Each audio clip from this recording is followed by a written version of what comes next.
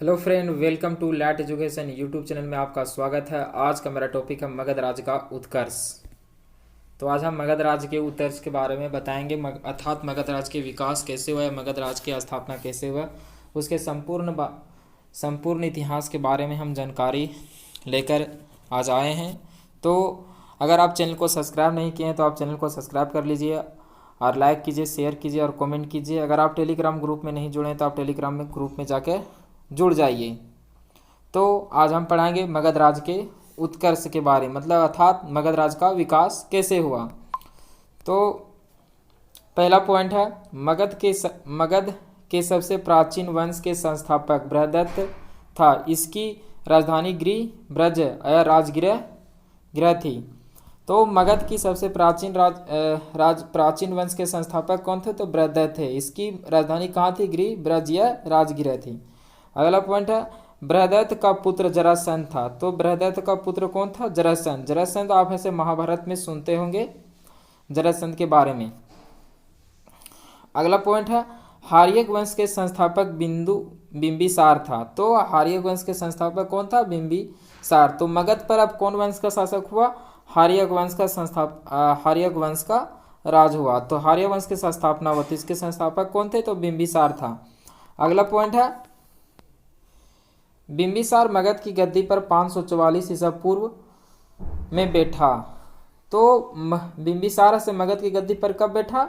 तो 544 ईसा पूर्व, बौद्ध ग्रंथों के अनुसार। अर्थात बौद्ध ग्रंथ में लिखा हुआ है कि बिंबिसार मगध की गद्दी पर 544 ईसा पूर्व में बैठा था। अगला पॉइंट है, बिंबिसार बौद्ध धर्म का अनुयायी था। तो बिंबिसार कौन धर्म को मानता था? बौद्ध धर्म को मानता था। यह प्रथम भारतीय राजा था जिसने प्रशासनिक व्यवस्था पर बल दिया था। तो अगला पॉइंट है, बिंबिसार ने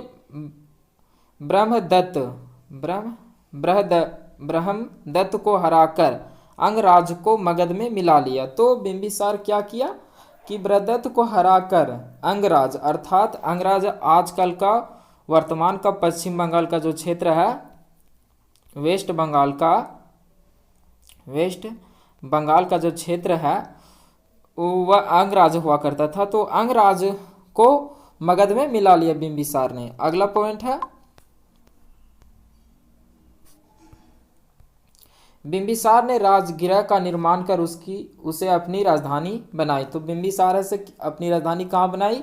तो राजगृह बनाई। अगला पॉइंट है, बिंबिसार ने मगध पर करीब 52 वर्षों तक शासन किया। तो बिंबिसार ने मगध पर कितने वर्ष तक शासन किया? तो 52 वर्षों तक शासन किया। अगला पॉइंट है, महात्मा बुद्ध की सेवा में बिंबिसार ने राजवेद जीवक को भेजा। तो महात्मा बुद्ध की जब बीमार पड़ते थे तो उनकी सेवा में बिंबिसार ने अपने वेद जीवक को उनकी सेवा में भेजा था। अगला पॉइंट है, बिंबिसार ने वैवाहिक संबंध स्थापित कर अपने राज्य का विस्तार किया। बिंबिसार कौशल नरेश प्रसेनजीत की बहन महाकौशल से वैशाली के चेटक की पुत्री चेलना से तथा माद्र देश आधुनिक पंजाब की राजकुमारी झेमा से शादी की। तो इन्होंने किस से शादी की? कौशला से, चेलाना से तथा राजकुमारी झेमा से शादी की थी। तो इन्होंने वैवाहिक संबंध स्थापित कर अपने राज्य का विस्तार किया था। अगला पॉइंट है, बिंबिसार की हत्या उसके पुत्र अजातशत्रु ने कर दिया और वह 493 ईसा पूर्व मगध की गद्दी पर बैठा। तो ऐसा हुआ कि बिंबिसार का जो पुत्र अजातशत्रु वह अपने ही पिता अर्थात अजातशत्रु ने अपने पिता बिंबिसार की हत्या कर मगध की गद्दी पर 493 ईसा पूर्व में मगध की गद्दी पर बैठा। अगला पॉइंट है, अजातशत्रु का उपनाम कुनिक था। तो अजातशत्रु का उपनाम क्या था? कुनिक था। अगला पॉइंट,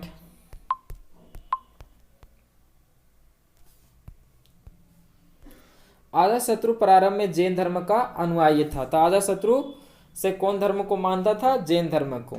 अगला पॉइंट, अजातशत्रु ने 32 वर्षों तक मगध पर शासन किया। अगला पॉइंट है, अजातशत्रु के सुयोग मंत्री का नाम वर्षकार था। इसकी सहायता से अजातशत्रु ने वैशाली पर विजय किया। तो अजातशत्रु का एक मंत्री था, क्या नाम था, वर्षकार। इसकी सहायता से अजातशत्रु ने वैशाली पर विजय प्राप्त की। अगला पॉइंट है, उदयन ने 461 ईसा पूर्व में अपने पिता अजातशत्रु की हत्या कर उदयन मगध की गद्दी पर बैठा। तो ऐसा हुआ कि उदयन ने 461 पूर्व में अपने पिता अजातशत्रु की हत्या कर और मगध की गद्दी पर बैठा। तो अजातशत्रु ने जिस प्रकार बिंबिसार अपने पिता ही को ही मृत्यु कर हत्या कर गद्दी पर बैठा था, उसी प्रकार उदयन भी अपने पिता अजातशत्रु की हत्या कर मगध की गद्दी पर वो भी बैठा। अगला पॉइंट,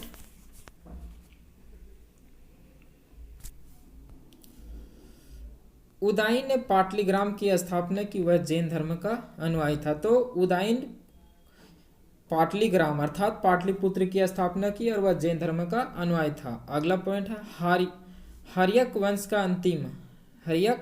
का अंतिम राजा उदयन का पुत्र नागदशक था। तो हर्यक वंश का अंतिम शासक कौन था, उदयन का पुत्र नागदशक था। अगला पॉइंट है, नागदशक को उसके अमात्य शिशुनाग ने 412 ईसा पूर्व में अपदस्थ कर मगध की पर शिशुनाग वंश की स्थापना की। तो हुआ यह कि नागदशक को उसके अमात्य मतलब इसके अमात्य शिशुनाग ने 412 ईसा पूर्व में अपदस्थ अर्थात नागदशक को क्या किया, गिरफ्तार अर्थात अपहरण कर यह उसकी हत्या कर मगध पर शिशुनाग वंश अर्थात शिशुनाग ने शिशुनाग वंश की स्थापना की मगध पर। अब हम नया वंश के बारे में पढ़ेंगे, शिशुनाग वंश के बारे में। शिशुनाग ने अपनी राजधानी पाटलिपुत्र से हटाकर वैशाली में स्थापित की। तो शिशुनाग ने क्या किया, अपनी राजधानी पाटलिपुत्र से हटाकर वैशाली में स्थापित की। अगला पॉइंट है, शिशुनाग का उत्तराधिकारी काला अशोक पुनः राजधानी को पाटलिपुत्र ले गया।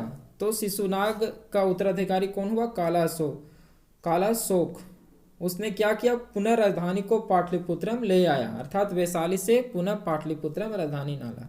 अगला पॉइंट, शिशुनाग वंश का अंतिम राजा नंदीवर्धन था। तो शिशुनाग वंश का अंतिम राजा कौन था, नंदीवर्धन था।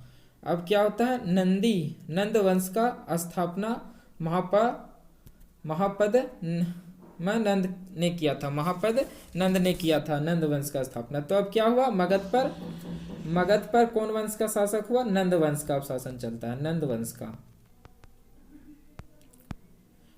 का अब शासन चलता है कहाँ पर, मगध पर। तो नंद वंश का अंतिम शासक घनानंद हुआ। तो नंद वंश का अंतिम शासक कौन हुआ, घनानंद। अगला पॉइंट, घनानंद सिकंदर का समकालीन था। तो घनानंद किसके समकालीन था, सिकंदर जिसका नाम आपने सुना होगा, महान सिकंदर या ग्रेट सिकंदर के नाम से आपने नाम सुना होगा। तो घनानंद सिकंदर का समकालीन था। इसे चंद्रगुप्त मौर्य ने युद्ध में पराजित किया और मगध पर नए राजवंश मौर्य वंश की स्थापना की। तो हुआ यह कि चंद्रगुप्त मौर्य है वह चाणक्य कौटिल्य के साथ मिलकर घनानंद को युद्ध में पराजित किया और मगध राज्य पर नए वंश मौर्य वंश की स्थापना की।